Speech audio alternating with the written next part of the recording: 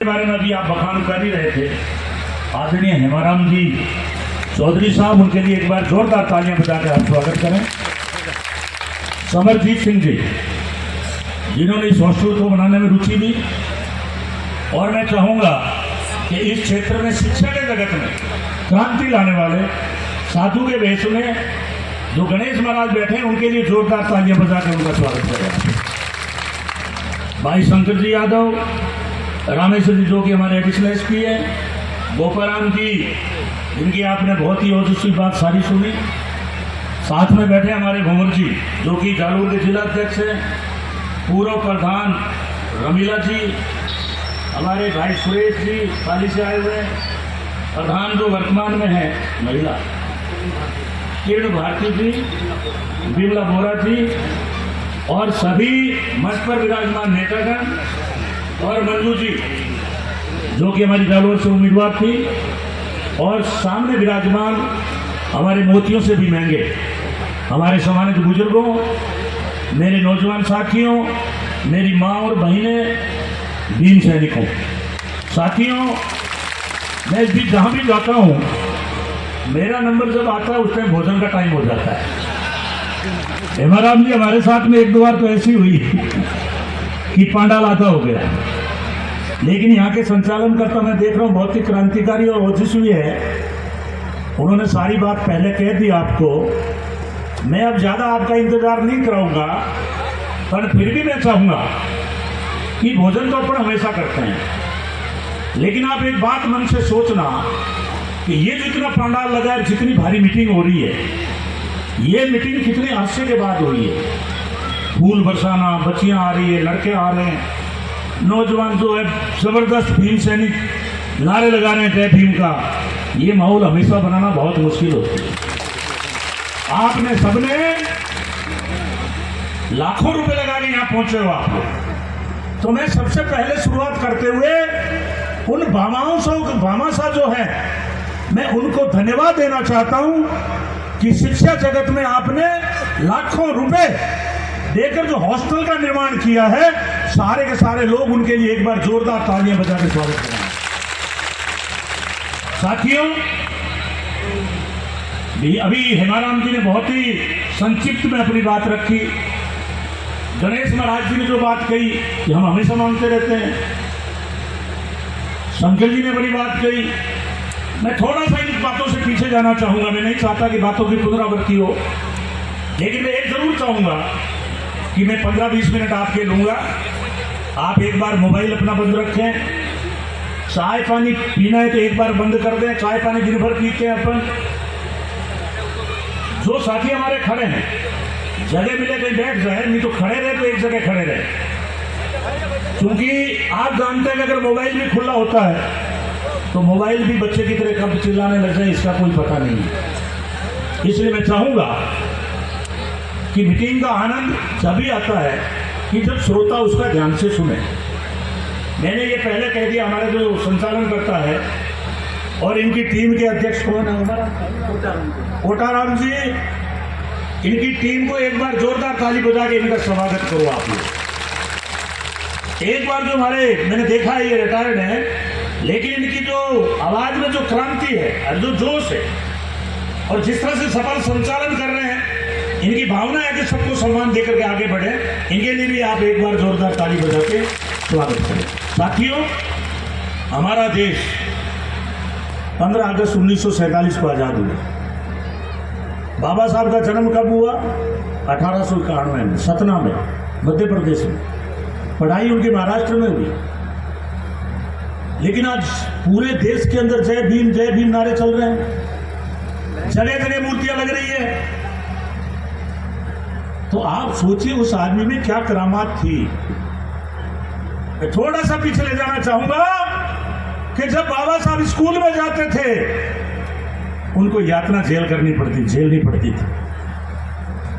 उनको स्कूल से बाहर बैठ के पढ़ने के लिए मजबूर थे।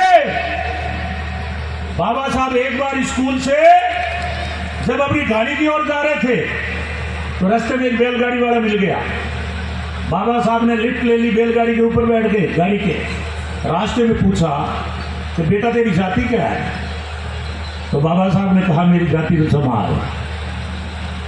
तो बाबा साहब को नीचे उतार दिया और गाड़ी के ऊपर वो पानी छिड़कने लगा। आप जानते ही हैं, अब हम कहीं बैठ जाते हैं तो शुद्ध करने के लिए पानी छिड़कते हैं, लेकिन डॉक्टर अंबेडकर कभी घबराए नहीं। उनसे वो प्रेरणा लेते गए। उनको अगर स्कूल से बाहर बैठ के भी पढ़ना पड़ा तो वो कभी विचलित नहीं हुए। उनसे वो प्रेरणा लेते। जब उन्होंने 10वीं की, 11वीं की, 12वीं की, उस वक्त भारत के अंदर लॉ की डिग्री नहीं ले सकते थे आप। जितने भी पुराने नेता हैं, चाहे वो महात्मा गांधी हो, चाहे पंडित जवाहरलाल नेहरू हो, चाहे सुभाष चंद्र हो, इन लोगों ने विदेशों में जाके लॉ की डिग्रियां ली थी। और जो आजादी के बाद में जिन लोगों ने लॉ कर ली, आज वो आपके सामने बहुत वट वृक्ष के रूप में उपस्थित है। और उनमें से हेमाराम जी आपके सामने बैठे हैं। मुझे बड़ी खुशी हुई, उन्होंने ला करके वकालत की। आजादी से पहले लॉ की डिग्रियां नहीं ले सकते थे। दलित स्कूल में प्रवेश नहीं करता था। 1848 में जाना चाहूंगा, देश में भयंकर गुलामी थी, जगह जगह आजादी की लड़ाई लड़ी जा रही थी। एक ज्योतिबा फुले पैदा हुए, जात के मालिक थे ज्योतिबा फुले। ज्योतिबा फुले के में भारत संविधान आप बहुत कुछ जानते होंगे। ज्योतिबा फुले ने जातिवाद के खिलाफ पूरे भारत में क्रांति का आगाज किया। उन्होंने कहा कि इस समाज में 4 वर्ण हैं। सबसे ऊपर ब्राह्मण, दूसरे नंबर पर क्षत्रिय, तीसरे नंबर पर वैश्य और चौथे नंबर पर शूद्र। हमारा नंबर किस में आता था? चौथे वर्ण में आता था। इन तीनों का भार था चौथे वर्ण पर। ठीक कहा हेमाराम जी ने, ये भी काश्तकार थे, चौथे वर्ण में आते थे। तो बाबा साहब ने क्या लाइन दी? उन्होंने कहा आजादी के बाद, उन्होंने कहा इस खड़ी लाइन को बड़ी लाइन कर दो, समानता दे दो, देश में विकास हो जाएगा। लेकिन साथियों, जब आजादी की जंग चल रही थी, मैंने बात कही आपको ज्योतिबा फुले की। ज्योतिबा फुले ने कहा कि ये जो जातिवाद है इस देश में ये जहर है। अगर आपने जातिवाद खत्म नहीं किया तो ये जो शूद्र समाज एक चट्टान की तरह है। ठीक कहा गणेश महाराज जी ने, चट्टान है। और जब चट्टान में ज्वालामुखी आती है तो उसके ऊपर जितने महल माली है वो सब बिखर जाते हैं, पता ही नहीं लगता है। उन्होंने कहा कि इस शूद्र समाज को सम्मानता का अधिकार दे दो, नहीं तो ज्यादा दिन तुम गुलाम बना के नहीं रख सकते। 1680 में एक अंग्रेजों की टीम आई, ईस्ट इंडिया कंपनी। उन्होंने जब यहां देखा आकर के, वो ज्यादातर आसाम से चलाते थे, वहां ठंडा है, वहां पानी की कमी नहीं थी, हरे वृक्ष ज्यादा है। तो उन्होंने कहा uncivilised criminal people settled in India, असभ्य लोग, अनपढ़ हिंदुस्तान में बसते हैं। अरे कोई गरीब आदमी माचे पर बैठ जाता है, थप्पड़ मार के नीचे उतारते हैं। कोई मटकी के हाथ लगा देता है तो उसको मारपीट करने लग जाते हैं। कोई दुल्ला घोड़ी पे चढ़ जाता है तो उसको मारपीट करने लग जाते हैं। एक हमारा पीछे देखा एक IPS, जब वो शादी करने लगा उसको भी फौज बुलानी पड़ी। एक ही आप समाज की व्यवस्था। इसलिए डॉक्टर अंबेडकर जब 12वीं क्लास की तो उसी वक्त थे साहू जी महाराज, उन्होंने घोषणा की 50% आरक्षण की, वो पिछड़े समाज से थे। आज हमारा जाट, बिश्नोई, नाई, कुमार, माली, ये सब पिछड़े वर्ग में आते हैं। वो ज्योतिबा फुले से प्रेरित थे और आगे चलकर ज्योतिबा फुले को गुरु किसने माना? डॉक्टर अंबेडकर ने गुरु माना। इसलिए उनके गुरु के लिए भी ताली बजाओ। उन्होंने सबसे पहले अपनी सावित्रीबाई को पढ़ाया। 1848 में सावित्रीबाई पहली महिला थी जिसने महाराष्ट्र के अंदर महिलाओं के लिए स्कूल खोला। हेमाराम जी एक साड़ी वो साथ में ले जाती, धर्म के ठेकेदार उस साड़ी को कीचड़ से भरते थे कि सावित्रीबाई महिलाओं को बिगाड़ रही है, दलितों को बिगाड़ रही है, स्कूल में पढ़ा रही है। वो एक नीम के पेड़ के नीचे स्कूल साला चलाती थी, नीम की डाली को बर्ता बनाती थी, और जब वो कीचड़ से सारी रास्ते में भरती, स्कूल में जाके बदल करके बच्चों को पढ़ाती थी। इसलिए आप एक बार सावित्रीबाई के लिए भी ताली बजाओ कि भारतवर्ष में अगर कोई प्रथम शिक्षिका है उसका नाम सावित्रीबाई है। हमारे यहाँ अंधविश्वास का बोलबाला है। आज भी हम लोग जब कोरोना आए तो भारतीय जनता पार्टी के लोगों ने कहा बत्ती जलाना है, मोदी जी का कहना है, कोरोना का भगाना है। एक हमारे बीकानेर के एमपी थे, अर्जुन नाम दिए हैं, अभी भी कानून मंत्री है। और जब कोरोना आया तो एक उनका मित्र बढ़िया था, उसने चंदा दे रखा था, उसके पापड़ नहीं बिके थे।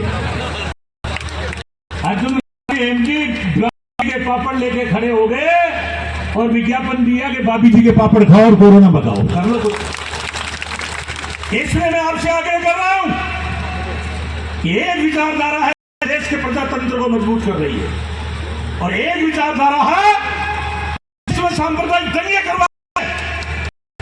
डॉक्टर अंबेडकर कांग्रेस पार्टी में थे, ज्योतिबा फुले कांग्रेस उस टाइम पैदा नहीं हुई थी, लेकिन उनके गुरु ज्योतिबा फुले ने कहा था शिक्षा के बिना मति नहीं, मति के बिना नहीं, नीति के बिना गति नहीं, गति के बिना अर्थ नहीं, रुपया नहीं, के बिना आदमी का जीवन पशु का है। हमारे शूद्र गरीब क्यों रहे? हमें बस्तियों से बाहर रहने मजबूर कर दिया, पशु को जीवन जीने को मजबूर कर दिया। आप चले जाइए जालौर में, चले जाइए जोधपुर में, चले जाइए जयपुर में, चले जाइए बीकानेर में, आपको बड़े बाजार के अंदर दलितों की आज भी दुकान नहीं मिलेगी, खाने का होटल नहीं मिलेगा, क्योंकि इसमें एक जाति ऐसी बीमारी है जो रिश्ता भी करता है पहले जाति पूछता है, घर में पानी भी पिलाएगा तो जाति पहले पूछेगा। इसलिए डॉक्टर अंबेडकर ने साहू जी महाराज से छाती लेके कोलंबिया में पढ़ाई की। अभी गणेश महाराज ने सिंबल ऑफ दी नॉलेज 300 सालों का सर्वे करवाया कोलंबिया यूनिवर्सिटी का, क्योंकि विदेश में जा रही है वहां योग्यता आधार पे पूछ होती है। इस देश में के आधार पे आगे बढ़ाया जाता है, धर्म के आगे आग लगा के आगे बढ़ाया जाता है। इसलिए वो हमारा बराक ओबामा जो तत्कालीन राष्ट्रपति था उसने सर्वे करवाया कोलंबिया यूनिवर्सिटी में 3 सालों में सबसे इंटेलिजेंट स्टूडेंट कौन, नाम आया का नाम था डॉक्टर भीमराव अम्बेडकर। उन्होंने कोलंबिया यूनिवर्सिटी में प्रतिभा लगाई और उसके ऊपर सिंबल ऑफ दी नॉलेज, ज्ञान का प्रतीक, उसका नाम है डॉक्टर अम्बेडकर। साथियों, अम्बेडकर रात रात में नहीं बन गया।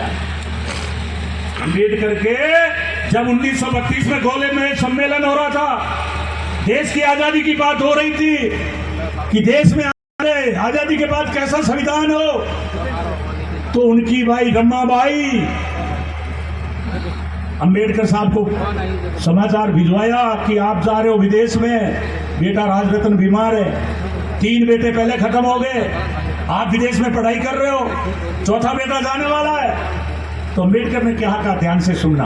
बाबा साहब ने कहा, रम्मा भाई आज गोलमेज सम्मेलन में जाना बहुत जरूरी है, भारत का भविष्य तय हो रहा है, संविधान तय होगा, इसलिए मुझे आरक्षण की मांग उठानी है। उन्होंने कहा कि अगर इस देश के अंदर आरक्षण की व्यवस्था नहीं होती है, ये आजादी हमारे किसी काम की नहीं है। तो पीछे जब वो गोलमेज सम्मेलन में गए, इलाज के अभाव में राजरत्न की मृत्यु हो गई, 4 बेटे खपा दिए, लेकिन उन्होंने सम्मेलन में कहा कि जब भारत और दलित की बात आएगी, मैं दलित के साथ खड़ा हूं, और भारत और विदेश की बात आएगी तो मैं भारत के साथ खड़ा हूं। इसलिए साथियों, बाबा शिक्षा की अलग जगह गए, ठीक का मेरे पूर्व वक्ताओं ने और मैंने जो का आपको उदाहरण दिया कि पढ़ाई के बिना बुद्धि का विकास नहीं होगा, बुद्धि के बिना पैसा नहीं आएगा।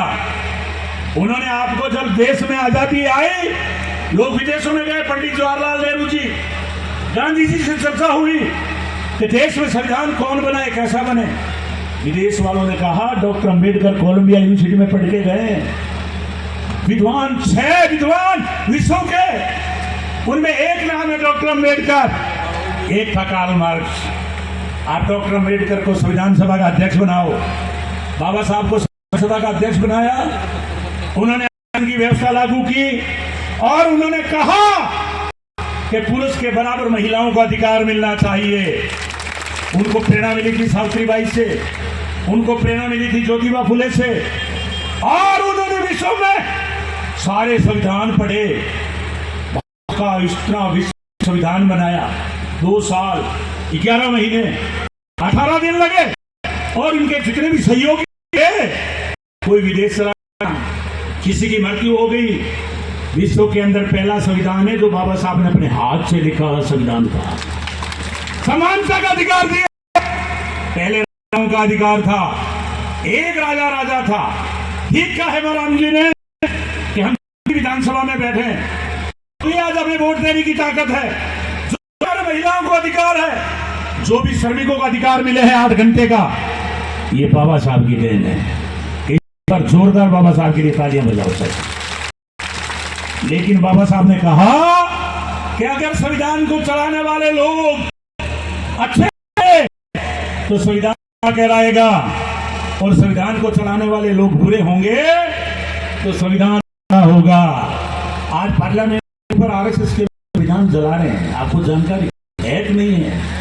और हमारे आरक्षण से जीते हुए एमपी जो अर्जुन राम जी आजकल बहुत बोलते हैं, कानून मंत्री है, सबसे पहले एक बड़ा काम किया है। क्या किया है? जो वर्षों कैलाश मेघवाल बैठा था बुजुर्ग नेता, उसको बीजेपी से बाहर निकालने का काम अर्जुन राम ने किया है। आप देखिए कि जिसका समाज जगा हुआ नहीं होता है साथियों, उनके नेताओं की कदर नहीं होगी। अगर नेता एक तरफ हाथ निकालेगा, पार्टी उनकी करेगी, जिसके साथ में समाज रहेगा। पंडित जवाहरलाल नेहरू जी 2 बजे गए, आगे देखा कि अम्बेडकर पढ़ रहे हैं, तो बाबा साहब को कहा कि सारी दुनिया सो रही है, बाबा साहब आप रात को 2 बजे जग रहे हो। बाबा साहब ने क्या कहा, ध्यान रखना। बाबा साहब ने कहा कि जिसका समाज सोया होता है उस नेता को जगना पड़ता है। अब हम कब तक सोए रहेंगे? इसलिए गोलमेज सम्मेलन में अगर बाबा साहब नहीं जाते तो आज संविधान में आरक्षण नहीं होता। रमाबाई, मैं ऐसा संविधान चाहता हूं कि आने वाले संविधान में हमें सुविधा मिले कि हमारा बेटा कैबिनेट मंत्री बने, हमारा बेटा एसपी बने, हमारा दलित और पिछड़े समाज के लोग कलेक्टर बने, इस देश में राज करने वाले हों। मैं मानता हूं राजरत्न चला जाएगा, लेकिन मैं हजारों लोगों को राजाओं की श्रेणी में लाना चाहता हूं।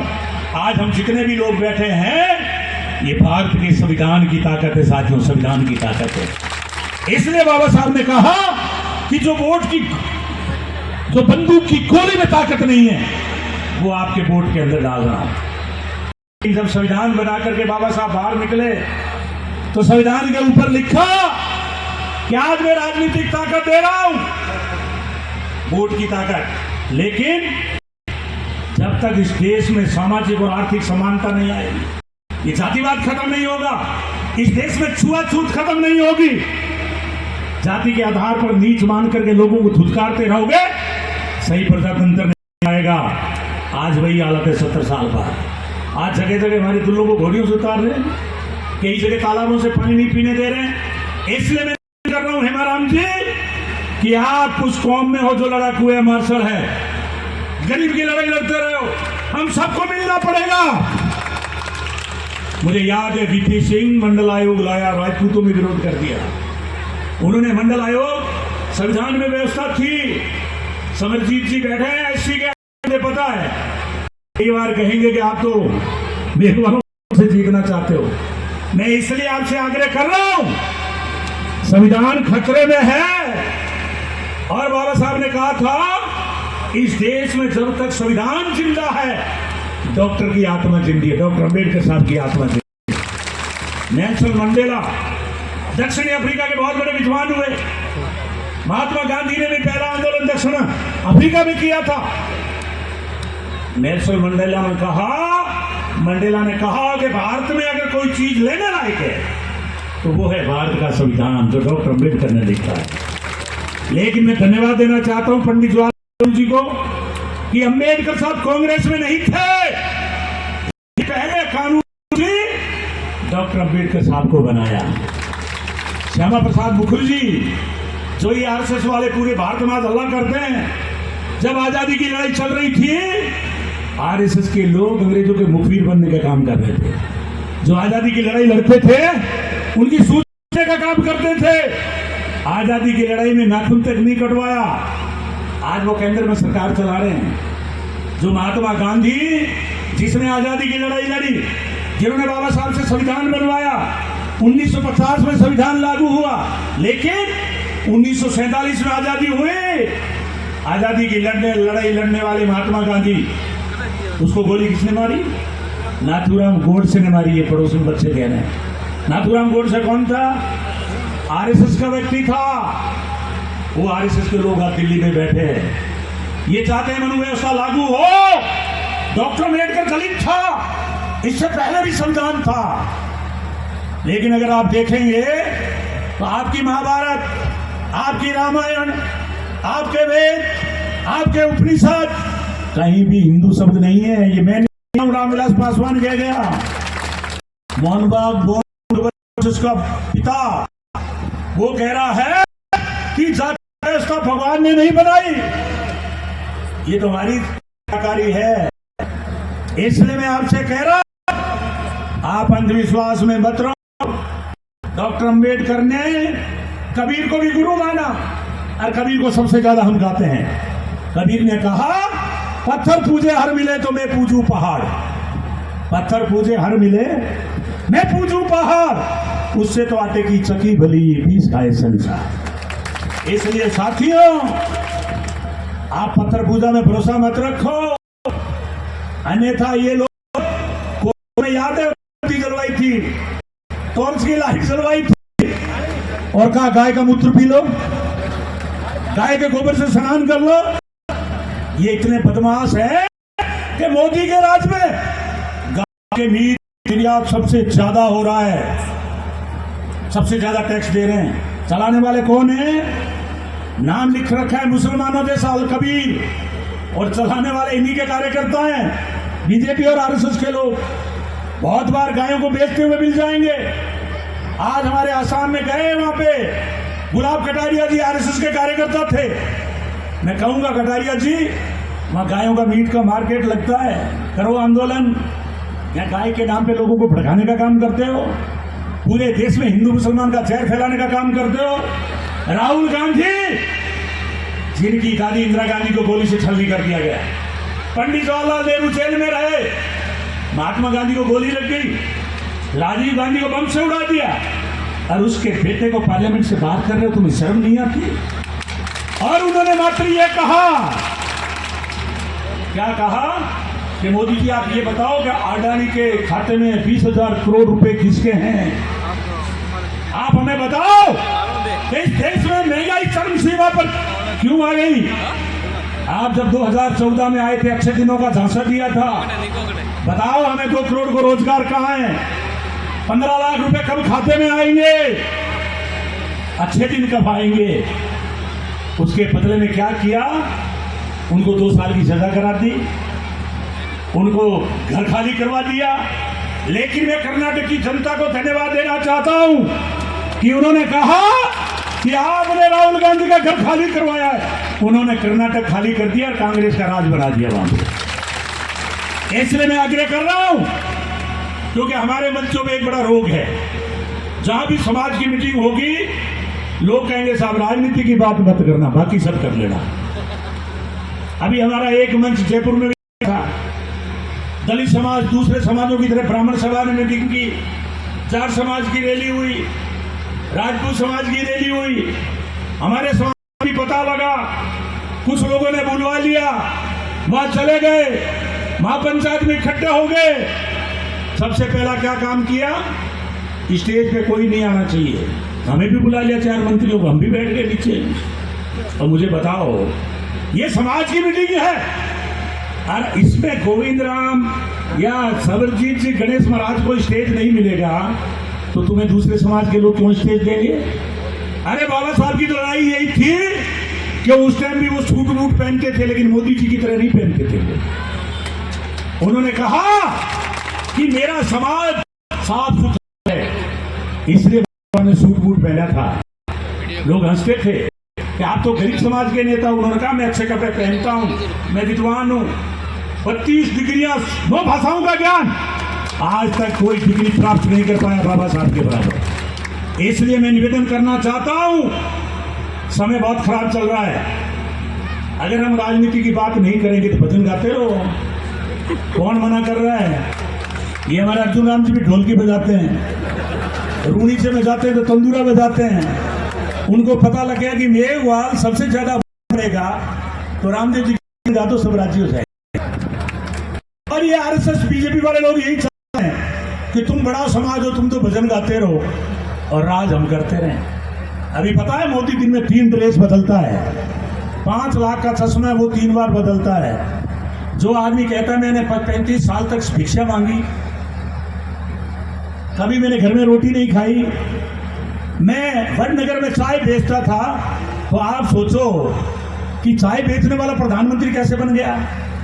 35 साल भिक्षा मांगने वाला प्रधानमंत्री बन गया। और हम बैठे गा रहे हैं और भजनों में क्या कहेंगे?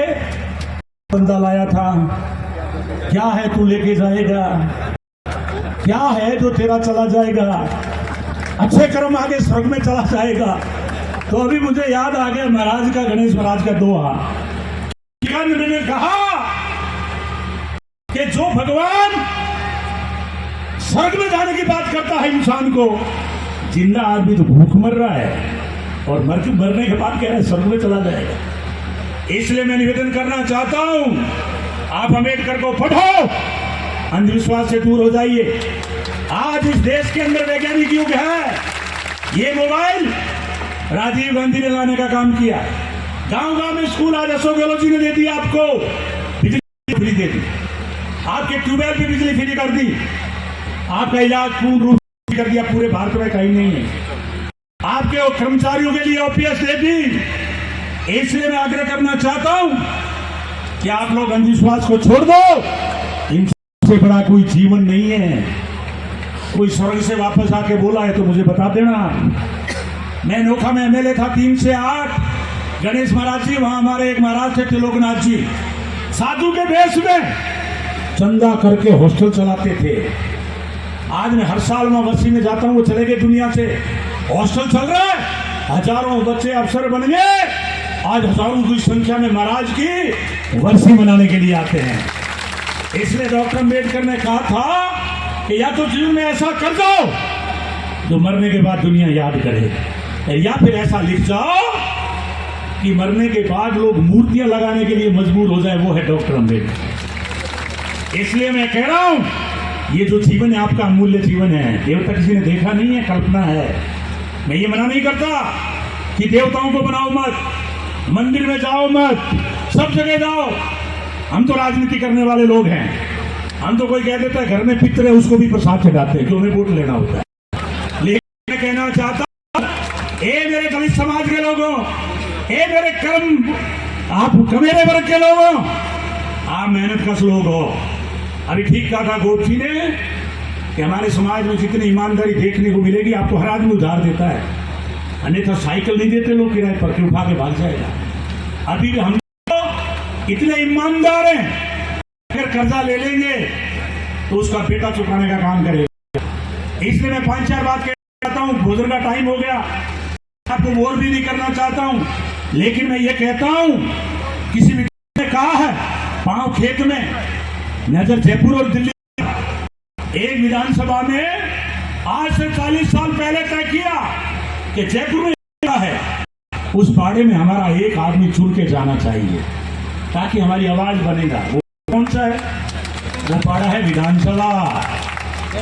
और मैं ये देख रहा हूं, तुम तो पूरा जिला ही सुना किए बैठे हो। पाली सुननी, जालोर सुनना, सांचौर में एक सुख जी आ रहे हैं तो भिड़े बैठे रहो, भजन गा, कौन सुनेगा अपनी बात? समरजीत जी थे, हॉस्टल की जमीन दे गए, लेकिन मैं उनसे भी बड़ी बात कहूंगा। ठीक कहा हेमाराम जी ने कि हमारे में तो राज की ताकत थी, ताकत आपने दी थी, लेकिन मैं उन बादशाहों को स्वागत करता हूं जिन्होंने पैसा लगा के हॉस्टल की बिल्डिंग खड़ा करने का काम किया। मैं भी 2099 में अंबेडकर हॉस्टल जेल जाने का काम हुआ, भैरव सिंह जी मुख्यमंत्री थे। उस जमीन को मैंने दिलवाया लड़कर, कांग्रेस के राज में अशोक गहलोत जी ने अलॉट की। अभी जब मैं कैबिनेट बना तो मैंने 2.5 करोड़ का कलेक्शन करके 50 लाख मेरा विधायक कोटा दे करके से दिलाकर आज वो हॉस्टल निर्माणाधीन है। क्योंकि साथियों, पढ़ाई के हमारा दिमाग का नहीं होगा। इसलिए कर रहा कि अभी आरएसएस पूरे देश में छाया हुआ है। जो भी बोलता है उनको देश कहते हैं। तुम काम से मिले हुए हो, अधिकतर मीडिया ने खरीद लिया, और कोई भी नेता बोलता है उसके घर ईडी भेज देंगे। अभी देखा होगा 2 दिन पहले हमारे गृह मंत्री राजेंद्र जी यादव के घर 10 घर छापे। इसलिए पहले ऐसा नहीं होता था, पर याद करो काले कानून आए थे 3, 700 किसान शहीद हो गए दिल्ली के दरवाजे पर, 378 दिन बैठे रहे। और मैं धन्यवाद देना चाहता हूं, नमन करना चाहता हूं, उसमें उत्तर प्रदेश और पंजाब के लोग अधिकतर थे। 700 शहीद हो गए, लेकिन मोदी जो अमित शाह है उनको चुकाने का काम किया, और तीनों कृषि कानून वापस गए, नहीं तो अपनी जमीनें जाती। इसलिए मैं आग्रह कर रहा हूं, आप समय की रफ्तार के साथ चलें। अगर ट्रेन के अंदर अपन 5 मिनट लेट ट्रेन निकल जाती है। अगर हमने अपनी वोट की कीमत को नहीं समझा तो राज हाथ में लेगा। क्या चीज है, जैसे शादी के अंदर डालते हैं, अपन 21 डालते हैं तो दोबारा अपने को डालने पड़ते हैं। राजनीति में जब तक अपने विरोधियों को सबक नहीं सिखाओगे, जो समाज के प्रति घृणा रखते हैं, छूत जैसी बढ़ावा देते हैं, आज भी आपके साथ खाना नहीं खाना चाहते। यहाँ शादी में 2-2 टकाने का काम करते हैं, और हम भी बोलते हैं तो हमें भी धमकाने का काम करते हैं। इसलिए साथियों, तुलसी जी ने कहा, आव नहीं आदर नहीं आंखों में नेव, तुलसी जाविए बसे मेव। अगर चाहे बरस रहा हो, लेकिन अगर सम्मान नहीं है, बराबर थाली में बैठ के खिलाते नहीं है, और अगर हम चाहते हैं तो अपनी औलाद को क्या गुलाम रखना चाहते हैं, ये तय कर लेना। आज मैं चाहता हूं मेरे समाज के लोगों से, आप लोगों में कोई कमी नहीं है, साफ सुथरे कपड़े पहने हुए, लेकिन जात पूछ करके आपको नीचा दिखाने की कोशिश करे तो आप उसी तरह से अछूत बन जाओ। जैसे बिजली का खंभा होता है, उसके ऊपर लिखा होता है नो टच, नो टचेबल। अगर टच हो गया तो वही चिपक जाएगा। तो आप भी अपना लिख के रखो। अगर हमें अछूत समझेगा तो उसको भी हम पावर नहीं देंगे। इसलिए बाबा साहब ने कहा कि बलि हमेशा बकरे की चढ़ती है, शेर की कभी बलि नहीं चढ़ती। अभी राहुल गांधी जी कह के गए जयपुर में बब्बर शेर। इसलिए मैं आग्रह कर रहा हूं कि पूरे भारतवर्ष में जो कांग्रेस पार्टी की सत्ता थी, बाबा साहब ने संविधान को लागू किया, और आज एक षड्यंत्र कहते हैं संविधान को नष्ट किया जा रहा है। तो मैं ज्यादा बात नहीं कहता, तो इतना ही कहूंगा, अगर दलितों ने अगर पार्टी बना ली, उत्तर प्रदेश वाली हालत हो जाएगी। मायावती खत्म होगी, और जो दूसरे नेता बढ़ रहे हैं, जय भीम का नारा लगा रहे हैं, वोट मिल रहे हैं 5000। इसलिए मैं आग्रह करके जा रहा हूं, हे मेरे दलित समाज के लोगों, आपको अगर देश में संविधान को जिंदा रखना है, डॉक्टर अम्बेडकर के विचार को जिंदा रखना है, तो आप कांग्रेस पार्टी को जिंदा रखिए। मैं आपसे निवेदन करके जा रहा हूं। अगर हमने ढिलाई बरती, अगर हमारा 10-20% वोट बाहर चला गया, उसका मिलेगा आरएसएस को। आजकल इन्होंने क्या चाल चल ली कि आप में से एक जय भीम वाले को निकाले, उसको 2-3 लाख रुपए चंदा देंगे। एक बार मैं लड़ लिया था, बसपा वाले को 2 लाख देके खड़ा कर दिया, वो 6000 ले गया, मैं 600 से वोट हार गया। इसलिए मैं आग्रह कर रहा हूं, थोड़े में समझना, और अगर कोई कहता है राजनीतिक बात मत करो, या तो वो फोड़ा है और या उसमें समझ नहीं है। इसलिए उदाहरण दिया कि हमारी जयपुर में जो महापंचायत हुई, उन्होंने सबसे पहला ऐलान किया, मंच पर कोई भी नहीं बैठेगा, कोई बड़ा डफोड़ मिल सी गई, डफोड़ संघ है, कई कर्मचारी रिटायर हो गया और अपना आपने नेतागिरी में आगे आना चाहे। हमारी नजर है रिजर्व सीटों पर अर्जुन राम जी की तरह आए, गंदी आदत पड़ गई, अर्जुन राम जी बन गया, कई लोगों की आदत पड़ गई। मैं कोई रिटायर्ड कर्मचारियों के खिलाफ नहीं हूं, लेकिन मैं एक ही बात कह रहा हूं, जो रिजर्व कोटे से अधिकारी बन गया, पहले वो इस्तीफा देकर के 5 साल समाज की सेवा करे, राजनीति को समझने का काम करे। मैंने देखा जयपुर में महापंचायत में स्टेज पर वो अफसर खड़े जो बलात्कार के मुलजिम हैं, समाज को हाँक रहे हैं। एक लड़की किराए पे लाकर आकाशवाणी से वो संचालन कर रही है और समाज के नेता सारे नीचे बैठे हैं और कांग्रेस को गाली दे रही है। तारीख रखी 2 अप्रैल। मैं घोषणा करना चाहता हूं कि 2 अप्रैल के सारे मुकदमे आपके वापस हो गए हैं। ये अशोक गहलोत जी की देन है। मुकदमे किस वक्त में हुए थे? जब बीजेपी का राज था। हमारा 17 नौजवान शहीद हो गए थे। अब जो गवर्नमेंट के अंदर, जैसे मेरे पे भी मुकदमा था, कोर्ट ने मना कर दिया कि मनुवादी हैं, वो जज मना कर देते हैं, आप हाई चले जाइए। हाई कोर्ट भी मुझे एक पर्ची मिली है, हाई कोर्ट में आप बरी होंगे, कोई भी रोक नहीं सकता, क्योंकि गवर्नमेंट ने आपको बरी कर दिया। अगर निचला कोर्ट नहीं मानेगा, हाई कोर्ट बरी करेगा, घबराने की जरूरत नहीं। एक बात और कह गया हूं, ये गोविंद राम आपके सामने खड़ा है, 20 मुकदमा है, मारपीट की जितनी धाराएं सारी लगी हुई थी। आज एक मुकदमा भी नहीं, क्योंकि मैं अपराधी नहीं था। इस तरह नौजवान निवेदन करना चाहता हूं, इज्जत के लिए पड़े, मुकदमा भी झेलना पड़े, घबराने की जरूरत नहीं। थोड़ा जेल में भी जाके देखा करो तो लोग डरेंगे। अन्यथा 2 और आदमी जेल है, वो मोहल्ले में सीट मान के चलता है कि मैं जेल गेड़ हूं, कहीं कर ले सी मारो, हत्ते मापा डर जाओ ना। कोई जमीन पे कब्जा हो गया, छोड़ जाते हैं। बहन बेटी की इज्जत ले ली, छोड़ जाते हैं। मर्डर हो गया तो करने लग जाते हैं। डरने की जरूरत नहीं है। इस दुनिया में अगर डॉक्टर अम्बेडकर को मानते हो, उसको पढ़ने का काम करो, उनके संविधान को मानो, पढ़ने का काम करो। संविधान में 302 में जब भी होंगे कि मर्डर करेगा आदमी, बिना बड़ी घटना के कोई भी फंसा नहीं सकता, कोई भी 300 क्षेत्र में नहीं फंसा सकता। ये आपका भाई गोविंद राम आपके यहाँ घोषणा करके जा रहा है, भीनमाल में अगर किसी के ऊपर भी कोई भी सूखा मुकदमा लगे या कोई डराए, आप मेरे से आके मिल लेना, मैं आपको बरी करा के आपके घर पे भेजने का काम करूंगा। आप ये मत समझना कि आपके पीछे कोई नहीं है। हमारे महाराम जी बैठे हैं, समरजीत जी मैदान में खड़े हैं, भाई शंकर जी यादव खड़े हैं, हम सब लोग आपके सेवक हैं, क्योंकि हमने आपके कोर्ट की ताकत से आज यहाँ खड़ा हूँ। मैं अशोक गहलोत जी को बहुत धन्यवाद देना चाहता हूँ, मैं कांग्रेस पार्टी को धन्यवाद देना चाहता हूँ।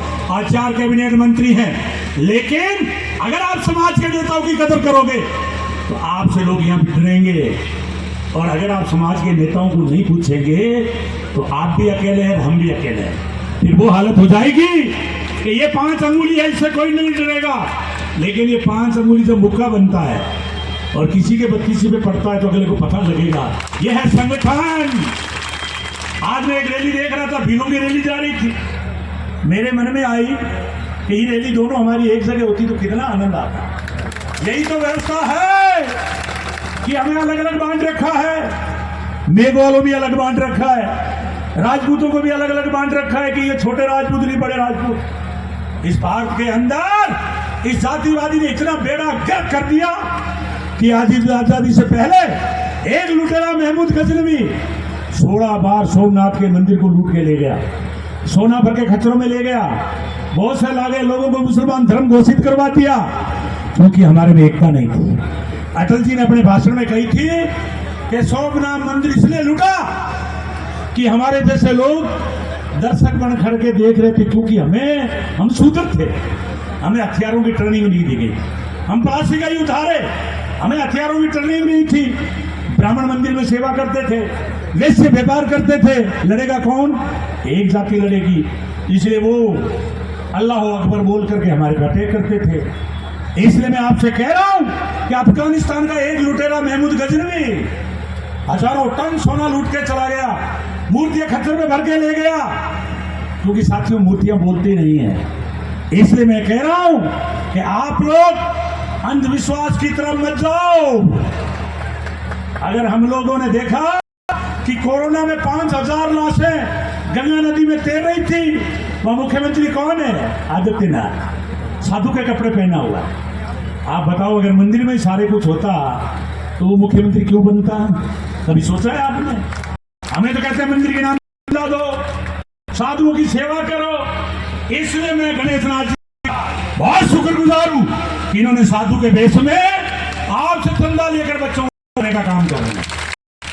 इसलिए साथियों, आज आदित्यनाथ वह बुलडोजर चला रहा है, धर्म के नाम पे लोगों पे गोलियां मार रहा है, संविधान को खत्म करने की साजिश कर रहा है।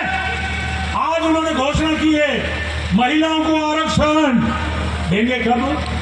10 साल बाद। मजे देखो आप, अच्छे दिन आने वाले हैं। आगे अच्छे दिन, नोटबंदी, रुपए का सत्यानाश, जीएसटी लगा के व्यापार चौपट, कोरोना के अंदर लोग मर गए, नोटबंदी में लाइन में खड़े खड़े मर गए। राहुल गांधी जैसा बोलता है तो उनको जेल में डालने की साजिश होती है। कोई नेता बोलता है मेरे जैसा, उनके घर में ईटी भेज दो, जेल में डाल दो। इसलिए ये मेरे किसान भाइयों, आप एक मजबूत लोग हो, आप बकर शहर की तरह हैं। डॉक्टर अम्बेडकर ने चाहे देश का प्रधानमंत्री हो, चाहे देश का कैबिनेट मंत्री हो, चाहे जूती गाड़ने वाला हो, चाहे किसान का बेटा हो, चाहे हमारी माँ बेटी हो, सबको एक वोट का अधिकार है। इसलिए आप ये जो लोग हिंसा पे उतारू हैं, धर्म के नाम पे मरवा रहे हैं, दिन भर झूठे प्रचार कर रहे हैं, आप आने वाले दिसंबर में जो 100 की रोजी ने योजनाएं दी है, इन योजनाओं के आधार पर कांग्रेस का मजबूत करो, आपका हाथ अपने आप मजबूत होगा। और 2020 में ये मोदी और अमित शाह जो दिन भर झूठ बोलते हैं, अगर इस विश्व में सबसे झूठा प्रधानमंत्री है, उसका नाम आज से अपने नरेंद्र मोदी है। चाय बेचता था, चाय वहां स्टेशन ही नहीं था, आए दिन झूठ, जो भी बात बोलेगा कहता है। हर 7वें दिन एक यूनिवर्सिटी खुलती है। जब मंत्री से पूछा पार्लियामेंट में, तो पिछले 9 साल में एक भी यूनिवर्सिटी नहीं खुली। आपका रेलवे बेच दिया, आपका बीएसएनएल बेच दिया, आपका एयरपोर्ट बेच दिया, आपके बैंक बेच दिए, व्यापार में अपने को हाथ धरने नहीं देते। तो बताओ कि सूर्यकाश के बेटे नौकरी कहां लगेंगे? सारे अंबानी और अडानी को बेच दिए। आकाश में अडानी, एयरपोर्ट, हवाई जहाज, जमीन पे रेलवे एंड अंबानी, बैंक उनके हवाले। और उनके मित्र गुजरात के 30,000 लेके भाग गया बैंकों से विजय माल्या, 9,000 करोड़ लेके भाग गया ललित मोदी, 15,000 करोड़ लेके भाग गया मोहित चौकसी, 5,000 करोड़ बैंक से ले गया ललित मोदी।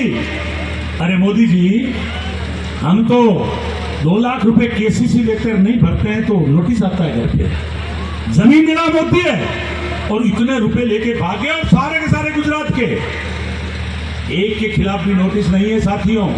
70,000 करोड़ रुपए अंबानी और अडानी को माफ कर दिए। मोदी का वीडियो सुन लेना, उन्होंने कहा था कि 2014 के बाद जब मैं सत्ता में आऊंगा, किसानों का कर्जा माफ करूंगा। 1 रुपया माफ नहीं है। और अंबानी और अडानी के 70,000 करोड़ पूंजीपतियों के माफ कर दिए हैं। सारा रेलवे भेज दिया ताकि बीजेपी का राज जाएगा तो इंग्लैंड में बंगला बना लेंगे और मजे करेंगे अंबानी और अडानी के साथ। इसलिए साथियों, मैं निवेदन कर रहा हूं, ए मेरे दलित भाइयों, ए मेरे कमेरे वर्ग के लोगों, ये अम्बेडकर ने संविधान बनाया, तुम्हारे बाप दादा ने बनाया है। संविधान को नष्ट करने की साजिश हो रही है, जगह जगह घर जलाए जा रहे हैं। इसलिए मैं निवेदन कर रहा हूं कि आने वाले दिसंबर में वोट की चोट मारो, ऐसी चोट मारो कि भारतीय जनता पार्टी और आरएसएस का नामो निशान मिटा दो वोट के माध्यम से। क्योंकि हम बाहुबली नहीं है, पैसा हमारे पास में नहीं है, लट्ठी हमारे पास में नहीं है, मीडिया हमारे पास में नहीं है, राज की ताकत हमारे पास कम है। लेकिन जो वोट की ताकत है, झोंपड़ी में निकलते हैं 20-20 वोट। मुझे पता है, जब अपने वाली झोंपड़ी में घुसते हैं तो एक एक घर में 40-40 वोट है।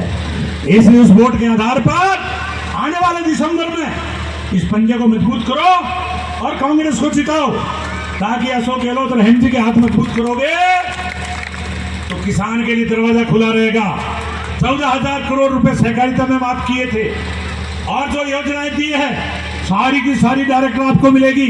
इसलिए मैं इतना ही कहना चाहता हूं, क्योंकि टाइम काफी हो गया, 3:10 हो गए। मैं इतना ही कहना चाहूंगा कि आप लोग अभी कुछ कह रहे हैं और बोलो, अरे ज्यादा बोलेंगे तो लोग उठने लग जाएंगे। एक याद दिलाना चाहता हूं, अग्निपथ योजना। अग्निपथ योजना ये है कि इन्होंने सेना की भर्ती बंद कर दी।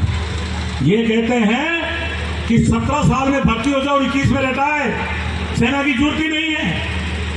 चाइना अंदर आ गया 1000 किलोमीटर, ये 56 इंची का सीना है साहब मोदी जी का।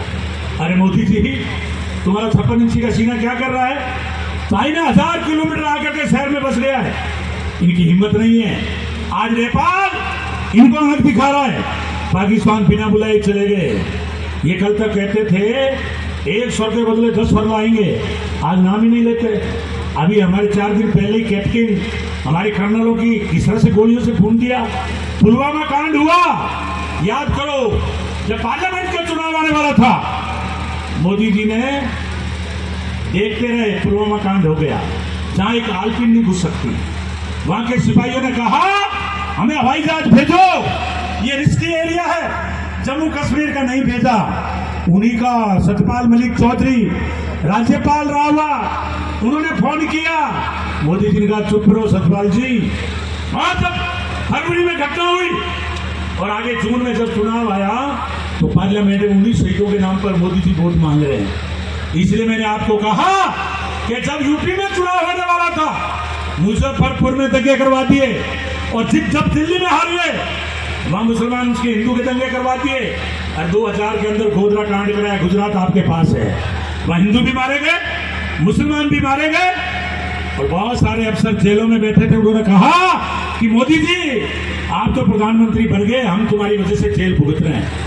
इसलिए साथियों, ये अपने बच्चों को अंग्रेजी पढ़ा रहे हैं और आपको कहेंगे में हिंदू मान करो, दलित शर्म करो, लड़ाएंगे गैर सिखों से, जाटों को लड़ाएंगे गैर जाटों से, दलित को लड़ाएंगे शर्म से। इसलिए साथियों, आपको मजबूत रहना पड़ेगा, आपको जागरूक रहना पड़ेगा। हमारी पार्टियों ने 15 जगह सरकार है कांग्रेस की समर्थित, 15 सरकारें, चाहे वो पश्चिम बंगाल हो, चाहे वो कर्नाटक हो, चाहे हमारा जो है महाराष्ट्र में इन्होंने भी गिराई है। 15 सरकारें गैर बीजेपी की है, उन्होंने इंडिया बनाया है। मोदी जी कह रहे हैं इंडिया नाम उड़ा दो। अब इनको शर्म नहीं आती, जबकि अम्बेडकर ने लिखा है इंडिया दैट इज भारत। विदेश में लोग जाते हैं ये तो कहते हैं हम बुद्ध के देश से आए हैं, क्योंकि हमारे बाबा साहब ने परेशान होकर इस छूत की परेशानी से खत्म हो, दुखी होकर लास्ट में क्या किया था? बौद्ध धर्म ग्रहण किया था, क्योंकि बौद्ध धर्म में समानता, स्वतंत्रता, बंधुत्व, इसलिए उन्होंने ग्रहण किया था। इसलिए ये जब विदेश में जाते तो कहते हैं बुद्ध के देश से आए, अंबेडकर के देश से आए, महात्मा गांधी के देश से आए, और यहाँ आएंगे तो हिंदू मुसलमान करेंगे। इसलिए मैं निवेदन करना चाहता हूँ कि महंगाई आपकी जबरदस्त है। जो टंकी 400 में थी आज 1100 में है। धन्यवाद अशोक गहलोत जी को कि वो टंकी 500 में कर दिया। उसी प्रकार जो पेट्रोल 60 रुपए था, ये स्मृति ईरानी वीरांगना डांस करती थी टंकी लेकर। स्मृति ईरानी तो मंत्री है, और आज 1100 रुपए टंकी हो गई। लेकिन धन्यवाद अशोक गहलोत साहब को 500 रुपए में कर दी, और जो डीजल 60 रुपए था आज 100 से पार चला गया है। पूरे विश्व में रुपया गिर गया, 83 रुपए के बराबर $1 है। यही मोदी जी भाषण देते थे कि मनमोहन सिंह जी की उम्र को पार कर रहा है रुपया, और जिस देश का रुपया गिरता है उस देश सरकार भ्रष्ट होती है। मोदी जी आज रुपया 83 के पार चला गया, आपकी उम्र से भी ऊपर चला गया। बताओ कि इस देश में कितना भ्रष्टाचार है। अभी आंकड़ा आया है कि अमेरिका ने एक कंपनी बनाई है जांच कमेटी, उस कमेटी में आया है भारत के अंदर मोबाइलों में हिंदू मुसलमान के जितने दंगों की साजिश कराती है उसमें भारत 1 नंबर पर है। इसलिए साथियों, हमारा रुपया गिर चुका है, देश की साख खत्म हो गई है। विश्व में अगर कोई सबसे झूठा प्रधानमंत्री है उसका नाम नरेंद्र मोदी है। अमित शाह गुजरात का तरीपार और आज देश का गृह मंत्री है। आज हमारे पे एक भी मुकदमा नहीं है, फिर भी हमें देशद्रोह की बात कही जाती है। इसलिए साथियों, मैं आज ज्यादा नहीं कहते हुए इतना ही कहना चाहता हूं कि जो अडानी 208 नंबर पे अमीर था, आज पहले नंबर का अमीर बन गया पूरे विश्व में, क्योंकि मोदी जी का पूरा धन अडानी जी के खाते में है। इसलिए मैं कह रहा हूं कि पूरा देश की संवैधानिक संस्थाएं बिक गई, महंगाई चरम सीमा पर है, हमारी हालत खराब है। हमें आय की दुगने की बात कही थी और हो गई महंगाई दुगनी।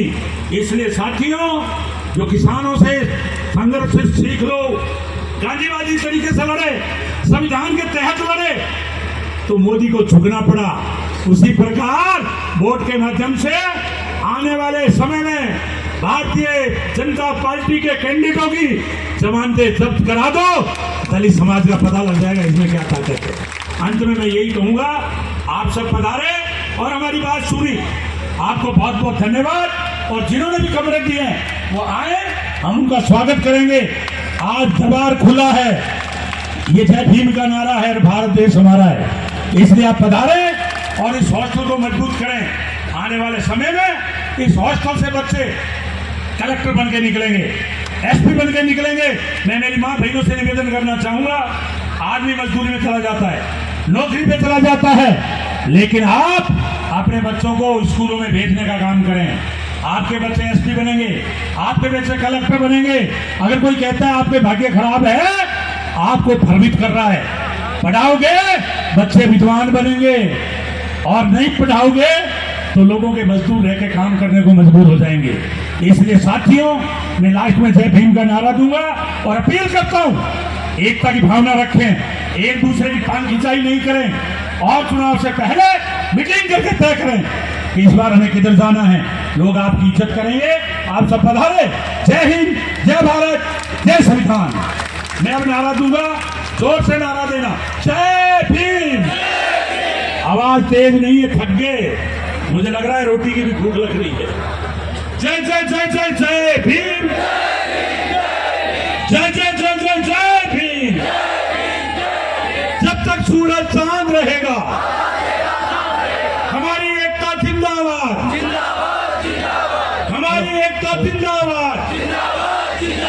हमसे जो टकराएगा मिट्टी में मिल जाएगा, हमसे जो टकराएगा मिट्टी में मिल जाएगा। जो हिटलर की चाल चलेगा वो कुत्ते की मौत मरेगा, जो हिटलर की चाल चलेगा वो कुत्ते की मौत मरेगा, जो हिटलर की चाल चलेगा वो कुत्ते की मौत मरेगा। अभी मोदी और अमित शाह हिटलर की चाल चलेगा। बहुत बहुत धन्यवाद।